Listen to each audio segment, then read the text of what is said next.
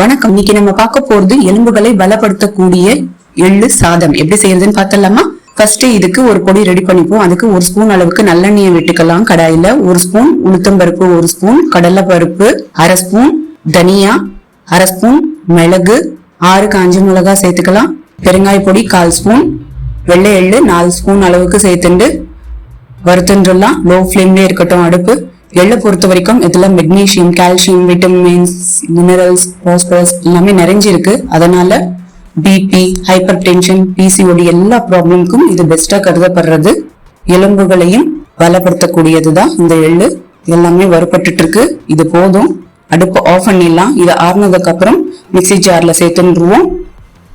அரை ஸ்பூனுக்கு உப்பு சேர்த்துட்டு நைஸா அரைச்சி எடுத்துன்னு வந்துருவோம். அரைச்சின்னு வந்தது இப்படி இருக்கும். இப்போ சாதம் ரெடி பண்ணிடலாம்.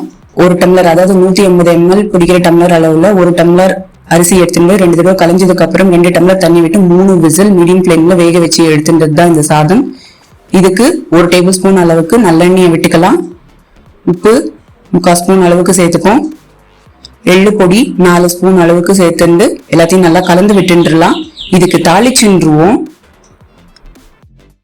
1 டேபிள் ஸ்பூன் அளவுக்கு நல்லெண்ணெய் விட்டுக்கலாம். அரை ஸ்பூன் உளுத்தம் பருப்பு, அரை ஸ்பூன் கடலை பருப்பு, அரை ஸ்பூன் கடுகு, 1/4 ஸ்பூனுக்கு பெருங்காய பொடி, 2 காஞ்ச மிளகா, ஒரு கை அளவுக்கு வறுத்த வேர்க்கடலையை சேர்த்துப்போம். கொஞ்சோண்டு கருவேப்பிலையை சேர்த்துட்டு எல்லாத்தையும் வறுத்துண்டு அடுப்பு ஆஃப் பண்ணிட்டு தாளிச்சது சாதத்துல சேர்த்துட்டு கலந்து விட்டுடலாம். சிம்பிளா செஞ்சிடலாம். உடம்புக்கு ரொம்ப ரொம்ப நல்லது. நீங்களும் செஞ்சு பாருங்க. உங்களுக்கு எப்படி வந்திருக்குன்னு கமெண்ட்ஸ்ல சொல்லுங்க.